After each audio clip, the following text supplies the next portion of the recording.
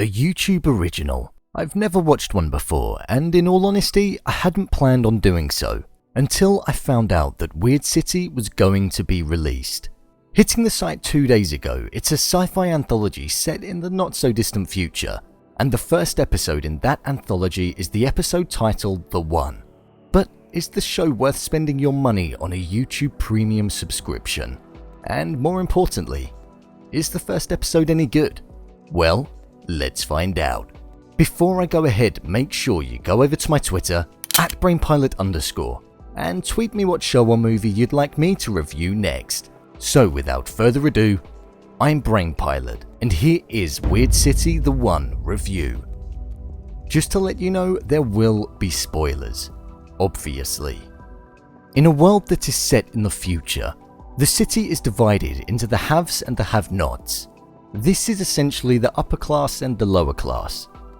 People who are born into the upper level have privileges that the lower can't have. Whereas if you work your way into the upper, then you still don't have all of the privileges compared to if you're born into it, such as being assigned a lifelong partner.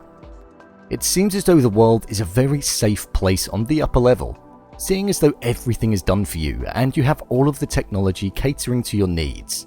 There's essentially a permanent Siri just with you all the time. They don't even have trees, it's a screen. Personally, I really like the way that the world was set out. It was extremely believable of what the future could actually be like. And in the upper level, the views of the city were spectacular. You felt the wealth that was in the upper level compared to the lower level, and the contrast was executed extremely clearly on camera. This episode focuses on an app called The One That's The One, which is scientifically proven to be 100% accurate in finding you the right person for love. As the main character Stu was not born in the upper level, he had to use this app, as he wasn't assigned somebody. This leads an unlikely pairing to be brought together, himself and a middle-aged man with 2 kids called Bert. If I'm being honest, I didn't expect that to happen at all. And at first I did roll my eyes because I didn't see how from this moment on it wasn't going to rely on comedy. However, I was proven wrong, despite a lot of comedy. As the story goes on, the pair become friends, and then out of the blue they fall in love after realizing that they both like the same things and find themselves happy when they're together. Also, we can't forget they are both always late. Remember that. They accepted that the app was right in the decision that was made despite being skeptical at first, and they ended up getting married and leading a happy 1 year together. You buy into the relationship that the pair have despite the fact that there is probably about a 40-year age difference. I quite like the pair being on screen together, and I thought the chemistry that the actors had added to the way that I perceived them. After 1 year of being happy together, the creator of the app and the scientist come into their home and state that there was a mistake, and that they now have to separate. At this point, I thought it was a bit random for that to happen, and I was a bit disappointed that there was just a 6-month later overlaid on the screen, which meant that we couldn't see anything else that the pair had got up to in this time. It felt a bit lazy and that there wasn't actually that much of a story to tell. This results in the pair separating for the sake of the community on the upper level. Otherwise, if they didn't, then the structure that the community rely on could fall apart. I like that touch. The fact that the upper level live the way they do due to the structure that they have. They rely on structure to be happy and to be privileged. Without it, the world would fall apart. However, right at the end you see Stu running after Bert, and they decide to f*** the upper level and move to the lower side.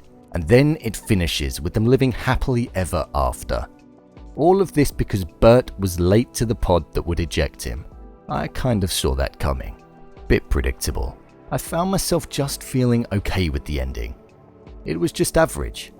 The story was resolved, and then I was confused to all of the breaking the fourth wall looks that I got from the characters that appeared in the episode. I suppose it does highlight that even when you are given somebody that you're supposed to love, as the pair were given once the mistake had been found out, it shows that you can't. The pair fell in love despite not thinking they would, and I suppose that makes it a happy ending. You can't fight off true love. True love always finds a way. Overall, I think the story was just okay. I don't think it was anything groundbreaking, but I feel as though its sole intention was to introduce the world to us, and for us to get to grips with the upper level and the lower level. In all honesty, the lower level just looks like the world today in some areas, and the upper level looks like the futuristic side with all of the tech that they could possibly have. A world that is safe and where everything is simple to do. The story was nothing special, but it was funny at points and it was easy to follow. One thing that I can't not say is that this episode looked beautiful. The glossiness of the world and the way that they made the tech behave made you want to be on the upper level and experience what they do. It looked clean, futuristic, and like there were no troubles at all. The coloured lights, the white rooms, and the specifically chosen coloured props all made the difference on the eye, and that's something that I enjoyed. I thought the portrayal of the characters by Dylan O'Brien and Ed O'Neill were perfect choosings for the roles. They fit the characters in a way that I don't think they could have possibly played the characters wrong. I thought they both did a great job. Overall, I would say watch this first episode. It's free. And if you like it, then you'll know that you should continue on to the next, because I feel like a lot of the episodes will be similar to this. I'm prepared to give this show a shot. And if you like Black Mirror, The Twilight Zone, or Electric Dreams, then I'd recommend it. Go and give it a watch. You've got nothing to lose. If you want to see what I've rated several movies, then head over to my Letterboxd account. Or if you want me to rate a movie of your choice, then comment it down below and I will. Over on the community page, I've started releasing polls on what videos I could do next. Head over, have a vote, and have your say on what videos you want to see on this channel. As well, if you want to support the channel in a different way, then I've recently set up a Patreon. Over there, you can get your hands on some exclusive content. Take a look and see what you think. What did you think of the first episode of Weird City? Will you be watching them all? Leave a comment down below. And don't forget to subscribe. I'll see you next time.